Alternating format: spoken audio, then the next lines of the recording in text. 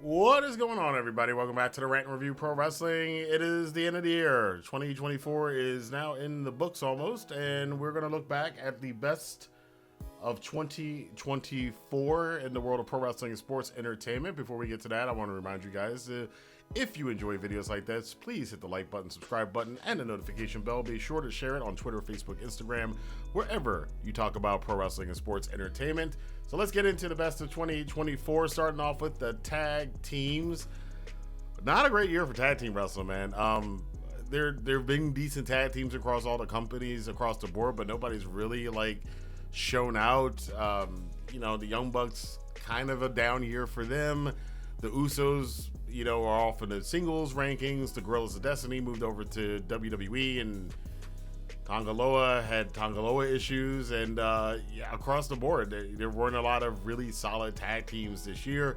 We did see some bright spots. Private Party, after 5 years of basically doing the same thing in AEW, which is a very, very long time, finally broke through. They were finally booked to win the tag team championship, so that was pretty cool for them. I have to say, however, if it comes down to tag team of the year, who I'm going to pick for tag team of the year, this is going to be way out of left field for a lot of people. But I'm going to go over to New Japan Pro Wrestling, and these guys are probably not going to get the shine from anybody else. Probably put me on this one. My tag team of the year, I'm waiting for the hate comments, the War Dogs. Clark Connors and Driller Maloney.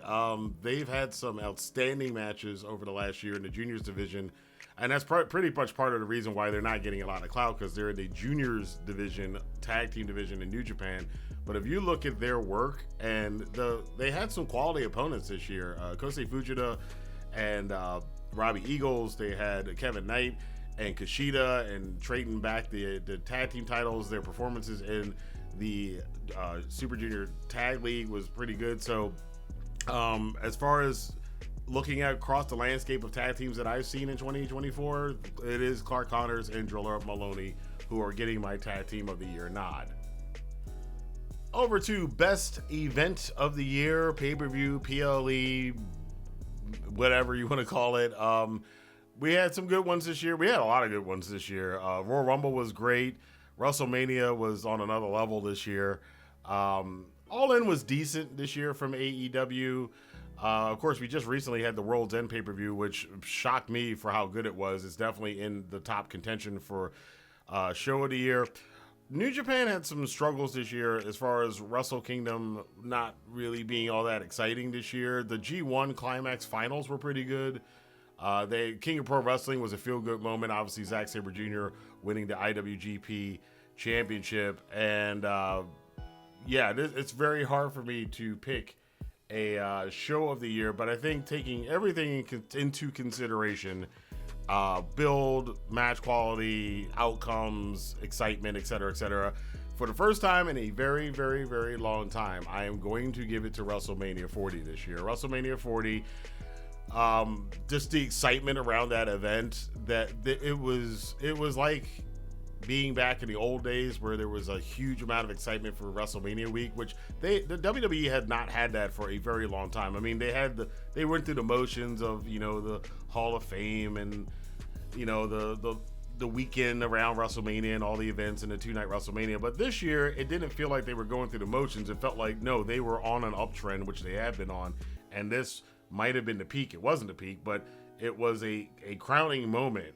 The Rock coming back, all the controversy around the booking of whether or not it was going to be Rock and Roman or Cody and Roman. It turned out to be Cody and Roman. And then we had Seth Rollins and Cody versus The Rock and Roman. Gunther had some bangers all up and down the road. This year, I'm just going to say, just make it simple. WrestleMania was the event of the year. Hats off to them, because it has been a very long time since WrestleMania has been my favorite pay-per-view of the year. But again, like I said, a lot of other shows came up close to it. I definitely think some of the earlier stuff from AEW was close to it, and like I said, the G1 Climax Finals was really good as well. Now off to the ladies, the best female sports entertainer of the year. This was a hard one to choose because there have been some solid performances from a lot of the women this year. I've mentioned recently Mercedes Moné has seemed to have found her voice again in the wrestling world. Now she's out of the WWE. It took a while, but she's in the last, I'd say, third of the year, she really picked up with what her performances were, her character, and everything else. I think a lot of that stuff was great. Roxanne Perez over in NXT, becoming two-time NXT Women's Champion, and her performances out of this world. Liv Morgan as a character wrestler, just as a character in general, is just really great. She's had a great run. Mariah May in AEW has been really good.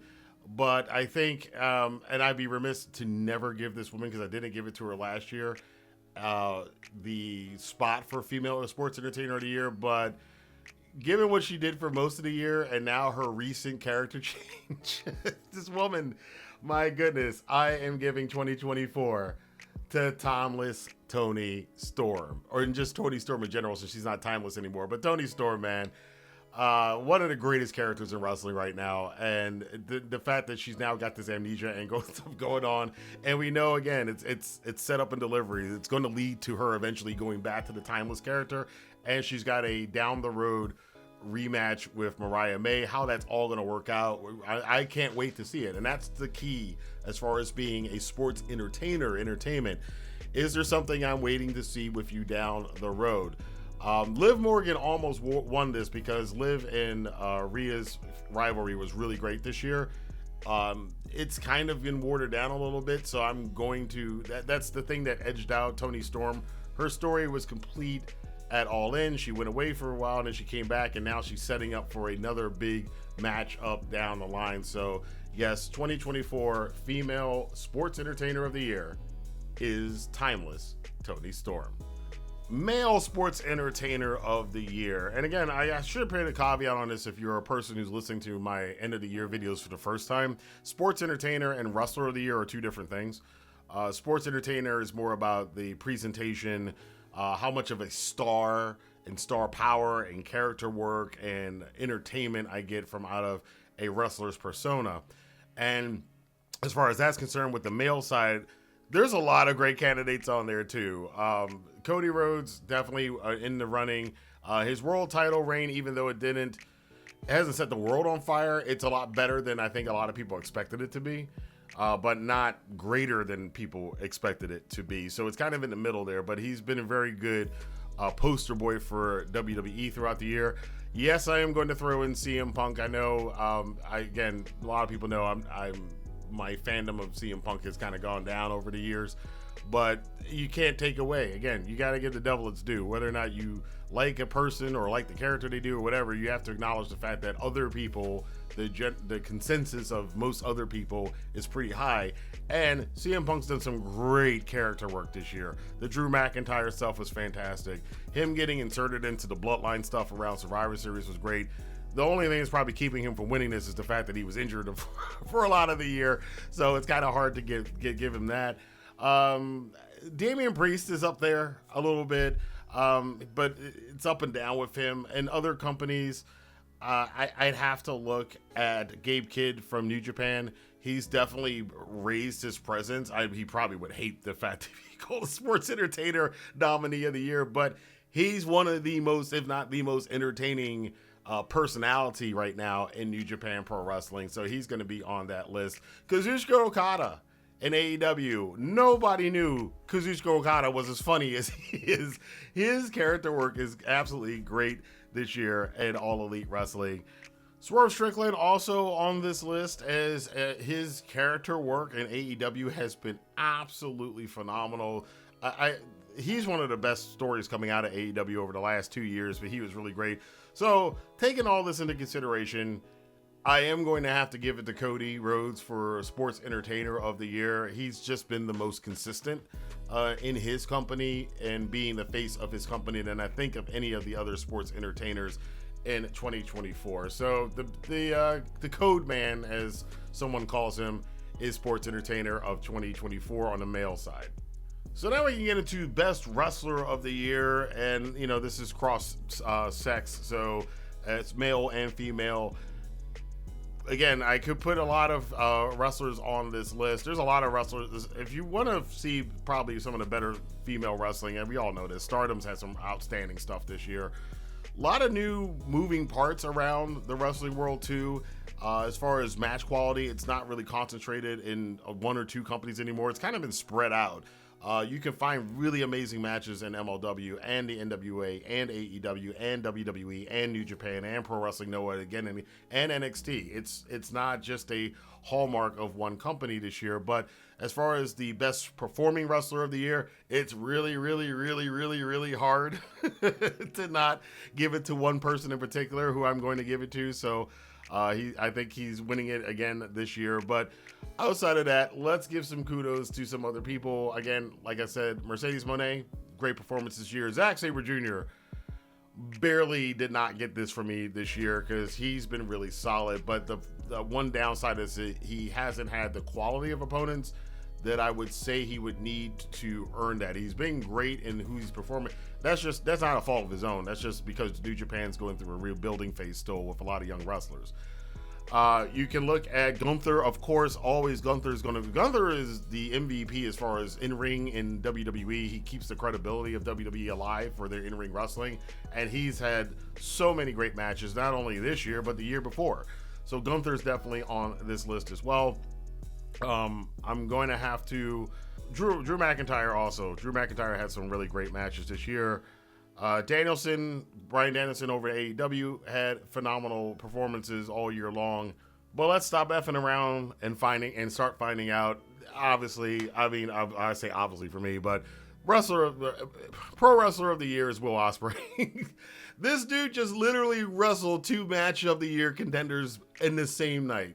I have never seen anybody do for that alone. I think I would have given him this, but man, there are too many matches that Will Ospreay. I haven't seen anybody do this really since Kenny Omega, since Shawn Michaels, Bret Hart. He's kind of in the AJ Styles. He's in that territory now. His portfolio of work. If you do not watch AEW, if you do not like AEW, I don't care. If you just go and watch 5 of Will Ospreay's biggest matches of this year with Swerve Strickland, with Bryan Danielson, with MJF, with whoever it is, almost anybody he stepped in the ring with this year. Konosuke Takeshita, Ricochet, on and on and on and on. Kyle Fletcher, bringing Kyle Fletcher up, giving Kyle Fletcher the rub, and making Kyle Fletcher into one of the brightest stars of the future. He's done everything this year as far as an in-ring pro wrestler can be concerned. So yes,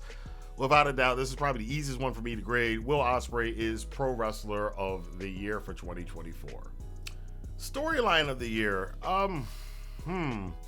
We had a lot of good ones this year. Of course, starting off the year with Cody and his hero's journey towards winning the WWE Championship from Roman Reigns, righting the wrong of WrestleMania 39. Probably one of the most feel-good stories of the year, so that's definitely in contention. I'm going to throw in Swerve and Hangman Adam Page. that whole thing was just absolutely phenomenal this year. CM Punk and Drew McIntyre, another great storyline from this year. Liv Morgan and Rhea Ripley and the Dominic thing, I think that was pretty cool. You can kind of tie that in with all the Judgment Day controversy over in WWE. That was some good stuff. Bryan Danielson's retirement tour, which they held us with bated breath. That was a great storyline this year. Him, last match is going to be a retirement match. If he loses, it's going to be a retirement match. He actually won the AEW championship at Wembley. And then went on to defend it, and then finally got put out by Jon Moxley and the Death Riders. So that I'm counting that in the storyline of the year. Sting's retirement at the beginning of the year. That whole scenario, the story, I think, was more served by the match than the build-up, but I'm definitely going to include it in there as well.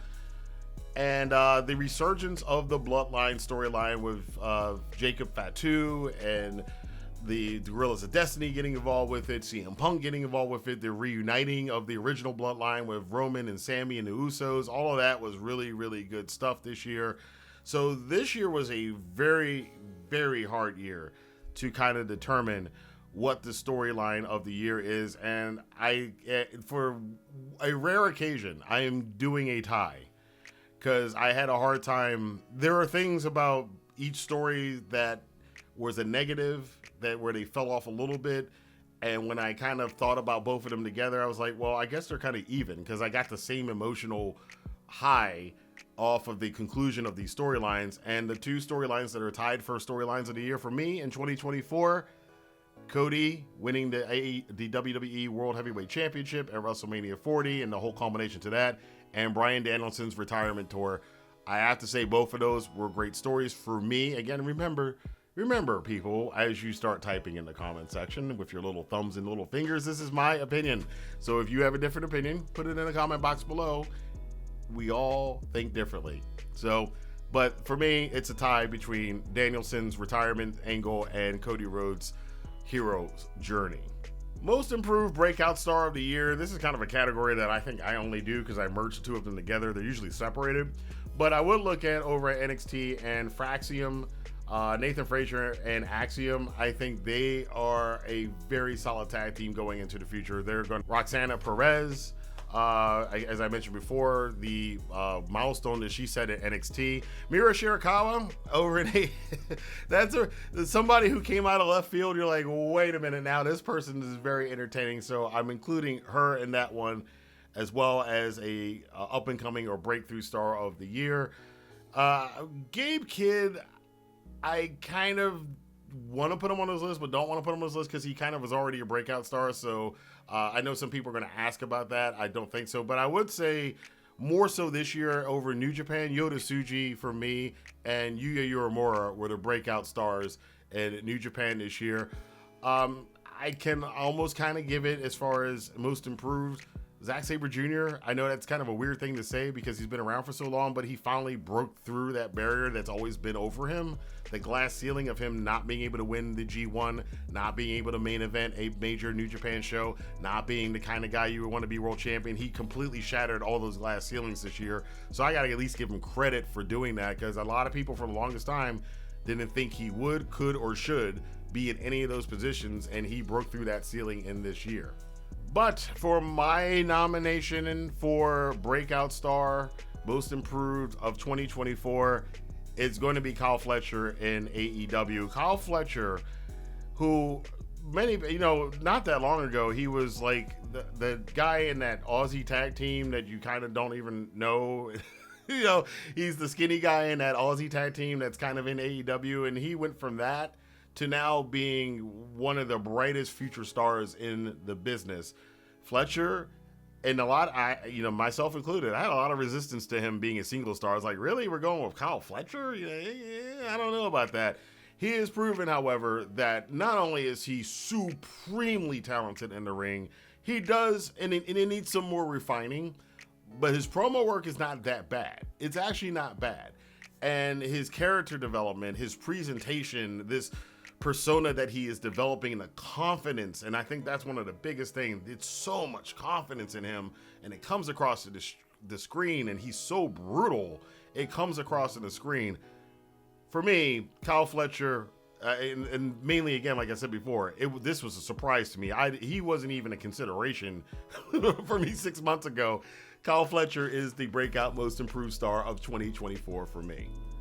Biggest news story of the year. It wasn't a tremendous year for news in the world of pro wrestling. We didn't have any like super huge major somebody jumping from one company to another, kind of thing this year. Bobby Lashley and the Hurt Syndicate going to AEW, that was a big news item. I do think that some of the improvements with WWE bringing back Saturday Night's main event, I think that was a news item. So you can see how we're kind of light on news items this year. So I'm just going to cut to the chase.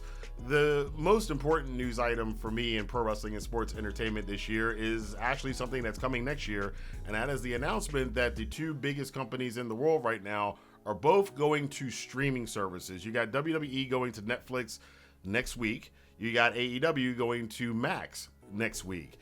This is a game changer, and I don't think we all can quite appreciate right now that these two companies going to streaming services, how big impact that's going to have on the future of wrestling and how much it's going to change the future of wrestling. It's going to change the way we watch wrestling. It's going to change some of the economics of wrestling.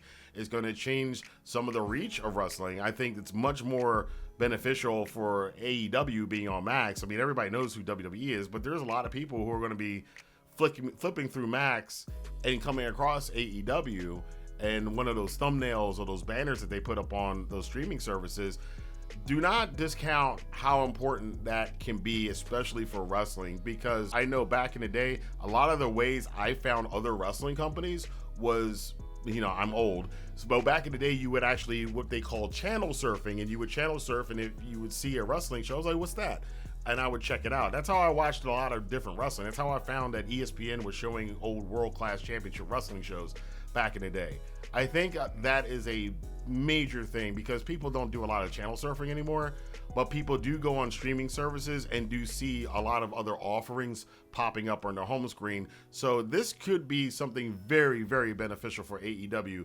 WWE, again, everybody knows who they are, but I think the benefit for them going over to Netflix is more on the international front, and also more on the fact that it kind of returns us to the WWE network days, where it's like, I got one place where I can see all the stuff, because WWE's kind of spread out between different platforms in USA, and it was on Fox, and then it's on Peacock and all this other stuff.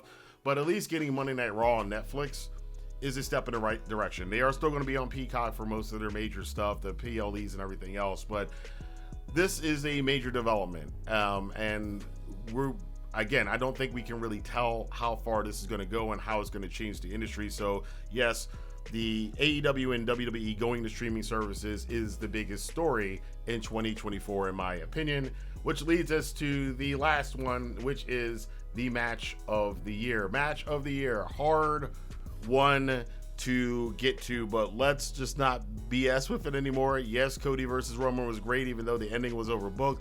Yes, Gunther had a lot of fantastic matches this year. Yes, CM Punk and Drew McIntyre and Hell in a Cell was one of the best matches this year. But if I don't put Will Ospreay in this one, you can't not do. I'm sorry, if you watch all the wrestling, you cannot do it. This dude had way too many match of the years this year, and none stand out head and shoulders above more than anything else than his amazing match with Bryan Danielson this year. That is match of the year. I think most people are going to put that as match of the year this year, for everybody who watches all of wrestling. So I don't need to explain anymore. Go back and watch that match. I just watched it again last week, and I was blown away again.